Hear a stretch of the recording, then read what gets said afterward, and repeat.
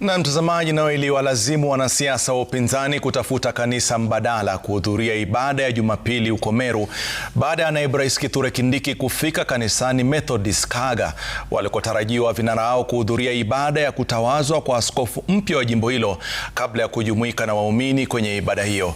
Waandalizi wa upinzani walitimuliwa sehemu kulikoandaliwa shughuli hiyo, huku siasa za ubabe wa eneo hilo zikiendelea. Kama Umwangi anaarifu. Sherehe ya kutawazwa kwa askofu mpya wa kanisa la Methodist eneo la Kaaga Jumapili ndilo lilikuwa jukwaa la hivi punde la naibu rais Kithure Kindiki na mtangulizi wake Rigathi Gachagua kupimana nguvu za ni nani mbabe ukanda wa mashariki mwa mlima Kenya.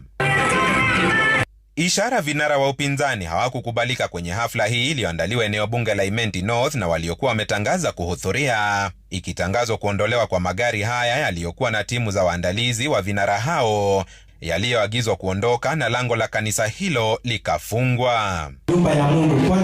Hatua hii ikiwalazimu Rigathi Gachagua, Kalonzo Musyoka na Justin Muturi kutafuta maabadi mbadala. Ni katika kanisa la East Africa Pentecostal eneo bunge la Buri walikomsuta Kindiki. Wewe William Ruto alikuchagua bila ile condition. Hakuna kazi umewafanyia, ni kuwadanganya, ni sawa tu. But why are you intimidating them using the General Service Unit? Sisi hapa viongozi, hata ukikataza kwenda kanisa hiyo, si tumekuja hii. This is a deliberate, calculated and unconstitutional act of political repression carried out on a Sunday morning at a house of God against Kenyan citizens exercising their most basic rights.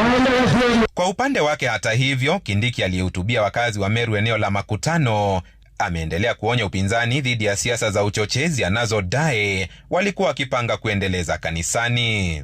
Ukiwa deputy rais, badala ya kusaidia rais alete hospitali, alete soko, alete barabara, ulienda kupigana na rais, ndio ukafukuzwa, ukatoka kwa kiti. Wachane na mimi, sasa mimi ndio nimekalia. Wachane na mimi, nitengeneze Meru, nitengeneze Mount Kenya, nitengeneze Kenya.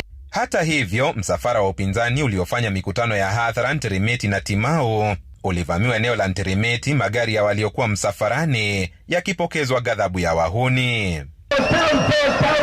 Kama Umwangi, runinga ya Citizen.